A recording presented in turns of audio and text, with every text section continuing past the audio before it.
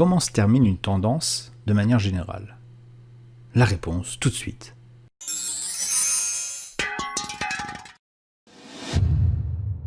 Bonjour chers amis traders. Si vous me suivez depuis un moment, vous avez dû comprendre que j'ai tendance à utiliser le RSI et le stochastique pour déterminer une tendance en cours. Par exemple ici, on a le prix qui oscille plus ou moins à plat, caractéristique d'un range, et finalement le stochastique fait la même chose. Il oscille autour de sa zone de neutralité, le RSI, et le stochastique fait la même chose. Et bien lorsqu'on a une tendance, un mouvement relativement propre en cours, on va avoir la même chose, donc le stochastique et le RSI qui évoluent non pas autour de la zone de neutralité mais un petit peu plus haut. Par exemple ici le RSI va avoir tendance à osciller sur une ligne un petit peu plus haute, quelque chose comme ça. Évidemment, il ne veut pas le tracer, voilà. C'est ça le problème de l'aimantation.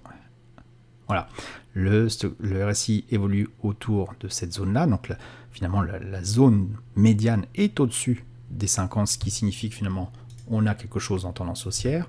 Donc moi je l'ai tracé ce mouvement-là, ce que j'appelle moi un tunnel à serpent, puisque bon, même si la tendance se matérialise d'une manière un petit peu macroscopique sous forme de cette flèche, par exemple si je m'amuse à dézoomer, on ne voit plus les cours de prix, les oscillations, on voit un mouvement de ce sens-là. C'est ça qu'il faut voir d'un point de vue macro. Et bien sûr on a toujours ces oscillations au sein de ce tunnel. Donc je disais que le RSI avec cette oscillation moyenne qui se trouve au-dessus des 50 caractérise un mouvement haussier. En général, le stochastique fait la même chose, mais bon, un petit peu moins clairement, parce qu'il suffit d'une baisse assez forte pour que il repasse sous sa zone de neutralité et rende un petit peu la lecture moins facile. Donc ça, c'est le mouvement, je dirais, classique. Comment il peut se terminer? Il peut se terminer dans un premier cas de figure, comme c'est le cas ici. Donc, je vais nettoyer un petit peu. Par une divergence qui apparaît. Souvenez-vous de la vidéo sur l'avion. L'avion fait un nouveau plus haut, encore plus haut que l'avant. Mais le moteur fait moins de bruit qu'avant, ce qui laisse à penser que la suite va être assez inévitable. Le prix va certainement descendre, sauf si le pilote remet les gaz, c'est-à-dire remet le moteur. Et là, en l'occurrence, on sort de la boîte du tunnel à serpent, on a le RSI qui casse sa zone de neutralité, il fait un pullback dessus après, donc après, soit il va continuer à osciller de manière un petit peu en range, soit il va tout simplement rebondir directement vers le bas, et indiquer que finalement on rentre dans une nouvelle tendance baissière. Mais au moment là où je parle tout de suite, on ne sait pas encore ce qu'il en est. La seule chose dont on est sûr, c'est que vers cet endroit-là à peu près, eh bien cette tendance haussière a pris fin. Ça, je dirais, c'est le premier cas de figure d'une hausse, d'un mouvement qui se déroule normalement, classique, sans trop de surprise. On est averti par suffisamment d'indicateurs techniques et donc on peut prendre ses précautions. Bien sûr, couplé la précédente vidéo qui concerne l'utilisation du stochastique, on imagine tout l'intérêt d'entrer en position au cours de ce tunnel à serpent lorsque les indicateurs nous indiquent de le faire, ou en tout cas nous indiquent de ne pas nous positionner, on va éviter, là par exemple ici on évite, ici on pourrait tenter de se positionner, ici aussi, et profiter du reste du mouvement du tunnel. Mais il y a également un autre cas de figure beaucoup plus vicieux et très difficile d'un point de vue psychologique et émotionnel à prendre en charge, c'est le mouvement d'explosion, mouvement parabolique. Si je prends donc le Bitcoin, hop, voilà, le Bitcoin, le voilà. Je vais plutôt repasser en journalier parce que on va être un peu noyé dans les données.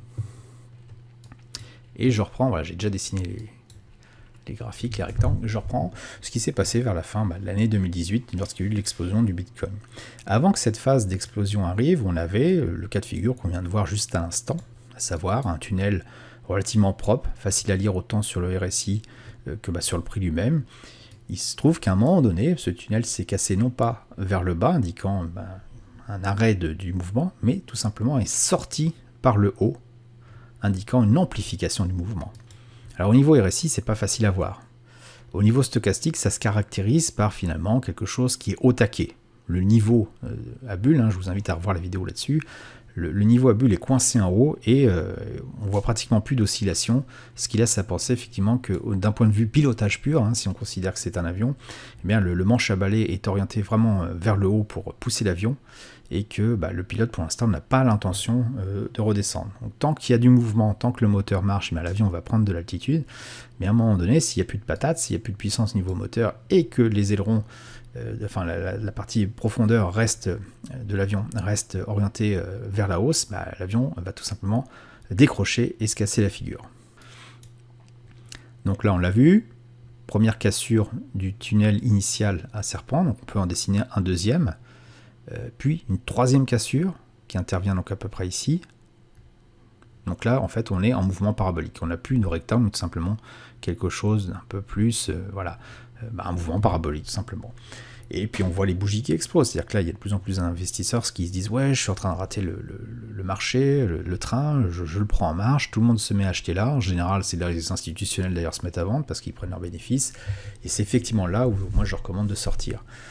L'avantage des bougies Aiki Nashi, je dirais, pour nous aider à prendre les décisions, c'est que tout simplement à partir du moment où il n'y a plus de bougies vertes dans ce type de configuration parabolique, eh bien il faut sortir, quoi qu'il arrive. Là, c'était le cas ici. Ici, c'était limite. Moi, je pense que je serais sorti là si j'avais été en position, quitte à rater cette jambe-là de hausse. Mais bon, à un moment donné, on ne peut pas savoir exactement quand sortir, ni d'ailleurs quand au moment où on décide de sortir et où on est vraiment exécuté, si ça va être le cas. Il y a tellement de volatilité, les mèches sont de plus en plus grandes. Il y a de moins en moins de bougies à fond de place qui caractérisent vraiment une volatilité, une oscillation, une hésitation. Ça devient du grand n'importe quoi, donc c'est là en général le moment de sortir.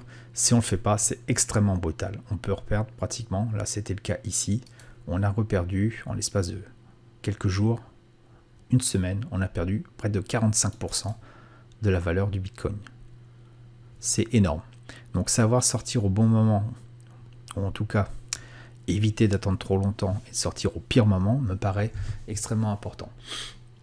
Voilà, c'était les deux cas de figure que j'avais à vous proposer en termes de suivi de tendance.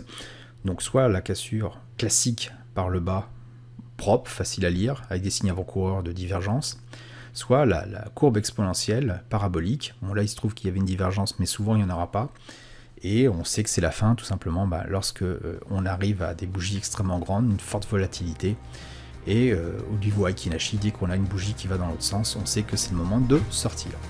Si vous avez apprécié cette vidéo, merci de vous abonner et de laisser un pouce bleu. Je vous dis merci et à bientôt sur le blog.